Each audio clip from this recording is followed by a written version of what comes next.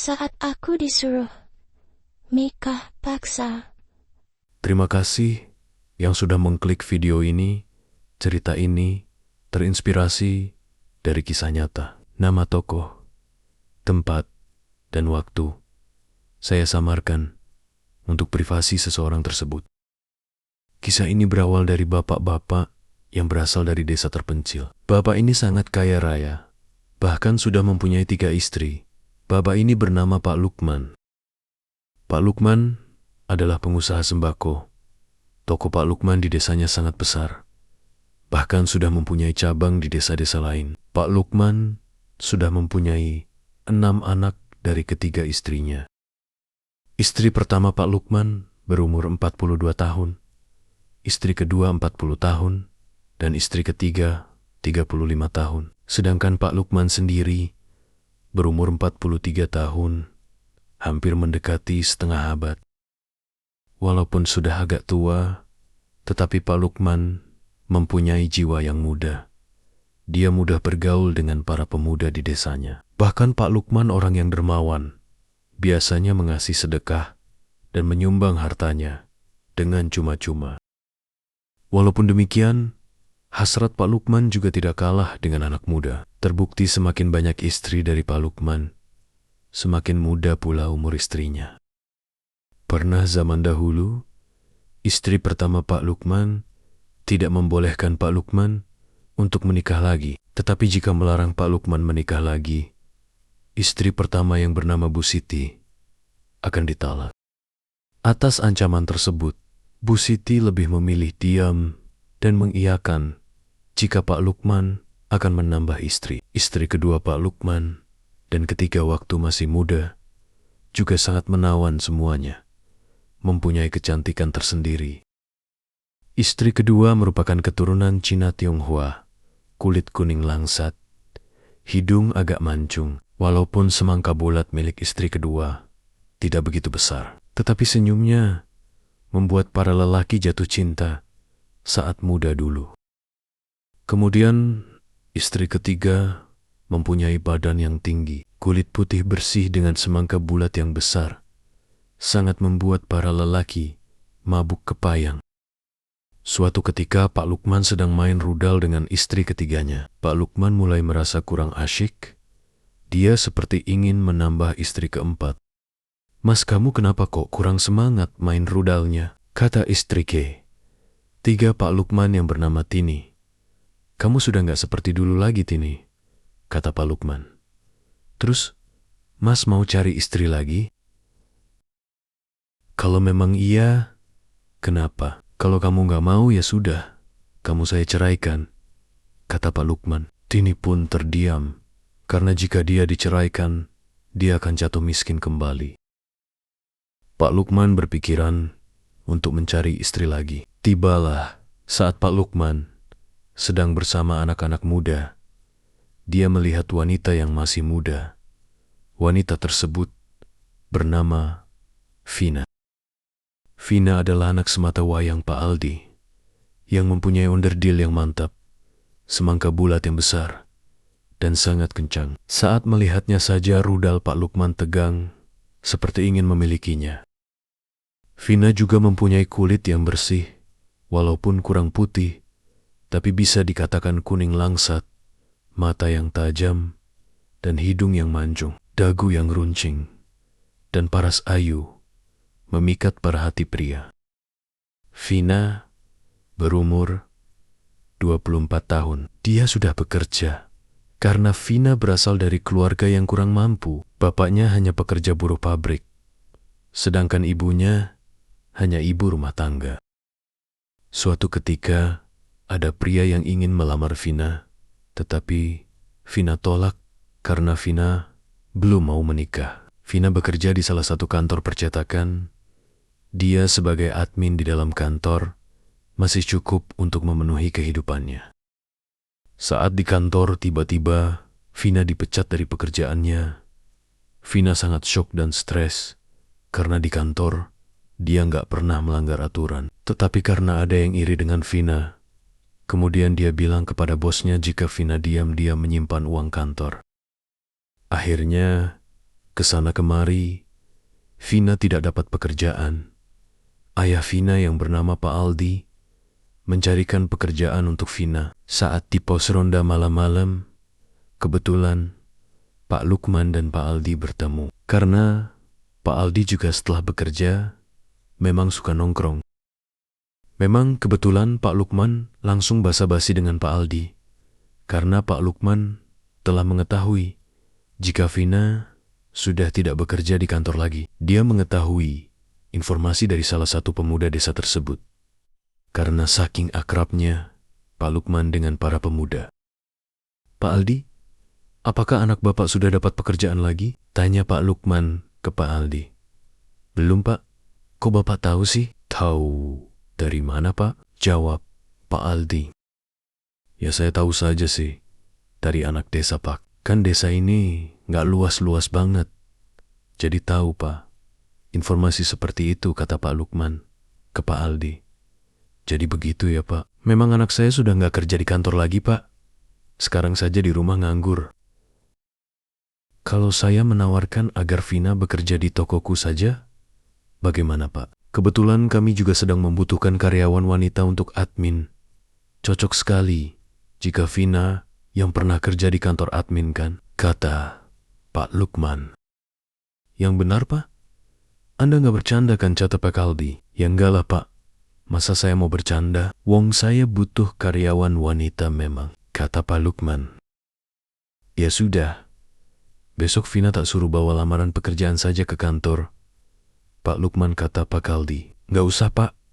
Besok langsung kerja saja di toko saya, kata Pak Lukman. Keesokan harinya Vina bekerja di toko Pak Lukman. Ini Vina ya, yang mau kerja di sini, kata Pak Lukman. Iya, Pak, saya Vina, anak Pak Aldi, yang katanya boleh langsung kerja di sini. Iya, langsung saja ya. Kerja seperti biasanya. Jika ada apa-apa, nanti bisa hubungi saya. Vina yang saat itu bekerja dengan memakai pakaian yang biasa saja, lalu dikomen oleh Pak Lukman. Vina, kalau besok kamu kerja pakai pakaian santai, nggak apa-apa kok, agar lebih leluasa kerjanya, kata Pak Lukman. Apakah pakaian saya tidak pas dengan toko ini, Pak? Ini pakaian yang biasa saya pakai di kantor dulu. Oh ya sudah, nggak apa-apa kalau begitu, kata Pak Lukman. Pak Lukman memang ingin menyuruh Vina memakai onderdil yang ketat, agar sehari-hari di toko Pak Lukman bisa melihat onderdil Vina yang super. Tetapi malah rayuannya kurang.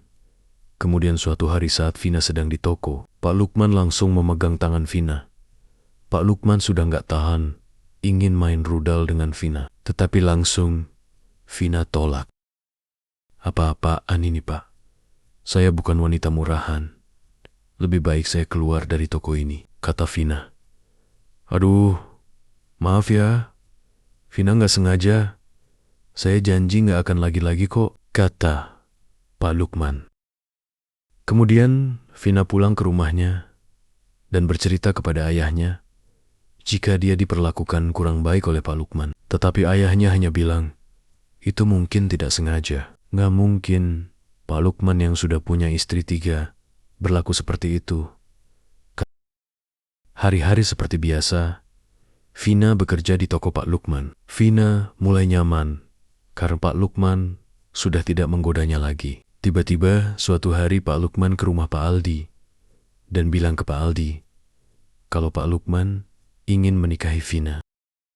Pak Aldi mengiyakan, karena jika dia mempunyai menantu yang kaya raya, dia akan hidup enak dan sudah tidak usah bekerja di pabrik lagi. Kemudian saat hari lamaran pun tiba. Vina tetap menolak dengan lamaran Pak Lukman, tetapi Pak Aldi tetap memperbolehkan jika Vina menjadi istrinya. Kemudian Pak Lukman pun menikahi Vina. Vina sangat kecewa dengan orang tuanya. Di dalam kamar Vina hanya bisa menangis karena harus menikah dengan orang yang tidak dicintainya. Saat pesta perkawinan pun, Vina hanya memasang wajah yang datar, tidak bahagia seperti pasangan lainnya. Saat sudah selesai dan akan melakukan malam pertamanya, Vina takut saat itu. Pak Lukman sudah bersiap-siap. Ayo Vina, kamu akan melihat hal indah yang belum pernah kamu bayangkan, kata Pak Lukman. Jangan Pak, aku belum siap. Aku nggak mau. Aku tidak mencintai Bapak, kata Vina menolak. Langsung Pak Lukman tanpa kata lagi mendorong Vina ke kamarnya dan menutup pintunya. Pak Lukman yang sudah tidak tahan langsung mencopoti onderdil Vina, dan onderdil punya Pak Lukman langsung memegang semangka bulatnya. Semangka bulat Vina sangat menawan. Pak Lukman langsung menanam ubi jalarnya ke tanah Vina. Vina hanya bisa terbaring pasrah. Dia tidak bisa apa-apa dan hanya menangis sambil pasrah. Pak Lukman terus melakukan mainan ubinya. Pak Lukman kegirangan karena senang bisa bermain ubi jalarnya dengan wanita muda yang cantik dan mempesona. Pak Lukman sangat sumringah. Saat sudah sampai ujung ubi jalar, Pak Lukman mengulurkan bibitnya. Kamu memang mantap, Vina. Kamu sudah jadi milikku, kata Pak Lukman. Vina hanya diam saja. Kemudian Pak Lukman kembali berkata, terima ini, bibit ubi jalarku Vina. Kamu akan merasa asik pokoknya. Vina masih menangis. Dia hanya bisa pasrah. Intinya, akhirnya, saat sudah sampai di puncak, Pak Lukman merasa keasikan. Karena ketiga istrinya sudah tidak bisa memberikan hal itu, seperti Vina. Kemudian, acara menanam bibit ubi jalar Pak Lukman selesai. Pak Lukman merasa bahagia keesokan harinya, karena sudah menjadi bagian dari keluarga Pak Lukman. Pak Aldi membuat rumah baru, karena diberi uang oleh Pak Lukman yang sangat banyak. Dan ibunya Vina juga mendukungnya, dan senang menjadi orang kaya. Setiap hari, Vina sudah tidak bekerja di toko lagi, karena sudah menjadi istri Pak Lukman. Vina hanya diberi tugas untuk menghitung laba dari toko Pak Lukman. Setelah toko tutup, dan hanya mengecek toko sesaat saja, setiap harinya. Lalu suatu hari, anak Pak Lukman, anak yang bernama Vicky pulang. Dia baru saja disekolahkan oleh Pak Lukman, dan sudah menyandang gelar S2. Anak pertama Pak Lukman ini sudah berumur 27 tahun, tapi belum menikah. Karena pada waktu Pak Lukman menikah, Vicky hanya diberitahu jika bapaknya sudah menikah, tanpa diberitahu seperti apa orangnya. Kemudian, pertemuan antara Vicky dan Vina pun terjadi. Saat sudah pulang ke rumah, Pak Lukman langsung memperkenalkan istri keempatnya, atau ibu keempat dari Vicky. Ini nak, yang namanya Vina. Mungkin seumuran kamu, tapi dia sudah menjadi istri bapak sekarang, kata Pak Lukman. Vicky memandang Vina dengan tatapan penuh makna. Vicky terpesona dengan pesona Vina yang sangat cantik dan menawan. Memiliki dagu runcing dan hidung mancung. Vicky pun tak tertahankan seperti ingin memiliki Vina juga. Ini wanita yang aku cari-cari sangat mantap, kata Vicky dalam hati. Tak berhenti terus menatapnya. Vicky sangat menyukai Vina. Vicky, anaknya Pak Lukman, langsung diberi kekuasaan toko besar di desa sebelah. Vicky pun mengiyakan, karena setelah lulus S2, dia juga ingin bekerja melanjutkan bisnis bapaknya. Suatu ketika, saat Vina setiap harinya menengok semua toko Pak Lukman, dia pun tiba di toko yang sudah dipegang Vicky. Saat di dalam toko Vicky, berpura-pura tidak tahu tentang barang yang masih kurang stoknya. Lalu Vicky meminta Vina untuk mengecek di gudang tokonya. Vicky dan Vina pun langsung menuju gudang. Mana barang yang katanya tidak sesuai Vicky, kata Vina. Ini bu, ada barang impor yang harganya kurang sesuai. Lalu dicek Vina. Ini sesuai kok, kamu jangan bohong ya Vicky, kata Vina. Lalu Vicky pun menutup pintu gudangnya. Vicky, kamu mau apa? Sudah kamu diam saja, walaupun kamu ibuku. Kamu sangat cantik. Aku ingin main ubi jalar denganmu, kata Vicky. Tapi aku tidak menyukaimu. Aku ini ibumu Vicky. Di sini nggak ada siapa-siapa. Kamu teriak pun nggak bakal ada yang tahu. Lalu Vicky langsung mencopoti onderdilnya. Terlihat ubi jalarnya sudah berdiri siap memulai memainkannya. "Stop, Vicky. Aku mau pulang saja," kata Vina. "Ini sudah terlanjur." Lalu Vicky mencopoti seluruh onderdil Vina. Terlihat onderdil bulatnya membuat Vicky gemetar. Ingin langsung memulai ritualnya, lalu Vicky pun memulai aksinya. "Wah, mantap kamu ya Ibu Vina," kata Vicky. "Jangan Vicky." Lalu Vicky memulai ritualnya. Dia sangat keasikan melihat onderdil polos milik Vina. Langsung dia melakukan itu. Dia melakukan dengan banyak cara, dari berdiri, jongkok, menyamping, dan lainnya. Vicky merasa bahagia karena bisa merasakan hal indah. Vina hanya bisa pasrah. Dia hanya berpikir, sudah dipaksa menikah dengan ayahnya. Sekarang dibuat mainan onderdilnya oleh Vicky anak tirinya. "Rasakan ini, bibit ubi jalar dariku Vina," kata Vicky. Vina hanya diam saja. Dia hanya bisa menangis.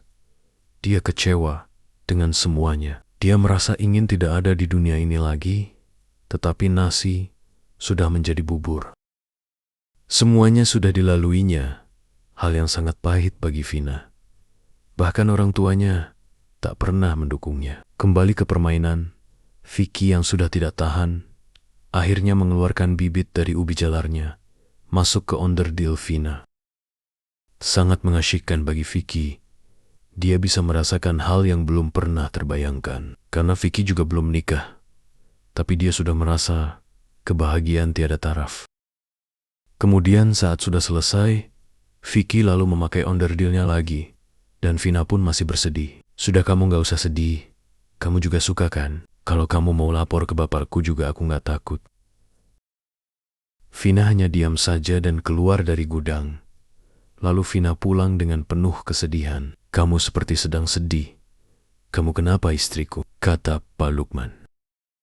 Vina tidak mau memberitahu ke Pak Lukman jika dia baru saja dimainkan onderdilnya oleh anaknya. "Enggak apa-apa kok Pak, aku hanya baru saja merasa akan masuk angin." "Kalau begitu aku panggilkan dokter saja ya," kata Pak Lukman. "Enggak usah Pak, saya minum obat saja." Kemudian Pak Lukman menyuruh pembantunya untuk membeli obat. Saat sudah di kamar, obatnya tidak diminum oleh Vina, tetapi dibuang ke tempat sampah. Karena Vina memang bersedih, bukan karena sakit, tetapi karena baru saja dimainkan onderdilnya. Kemudian hari berjalan seperti biasanya. Vicky juga masih sering menggoda Vina, tetapi Vina hiraukan. Vina mencari jalan aman agar tidak digoda Vicky. Suatu hari, Vina mual-mual dan muntah, seperti demam. Kemudian dipanggilkan dokter oleh Pak Lukman.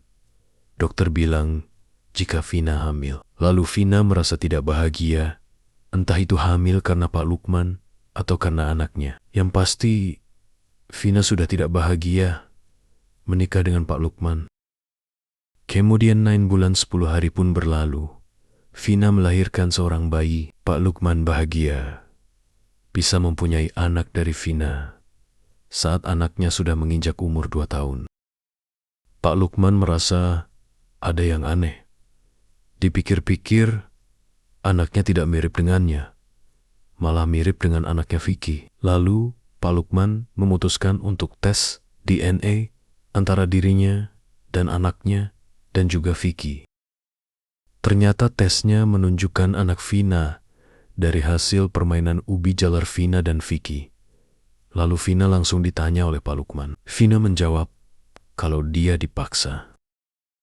Kemudian Pak Lukman langsung mengusir Vicky dari rumah, dan kekuasaan tokonya pun dicabut. Vicky akhirnya jadi gelandangan yang tak tahu di mana rimbanya.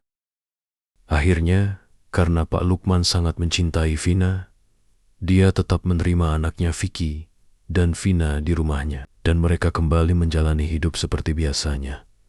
Walaupun di sisi lain, Vina tidak bahagia. Cerita selesai, ambil baiknya, buang buruknya. Terus tonton video berikutnya di YouTube channel Cerita. Dan jangan lupa like, komen, dan subscribe agar tidak tertinggal video selanjutnya. Sampai jumpa.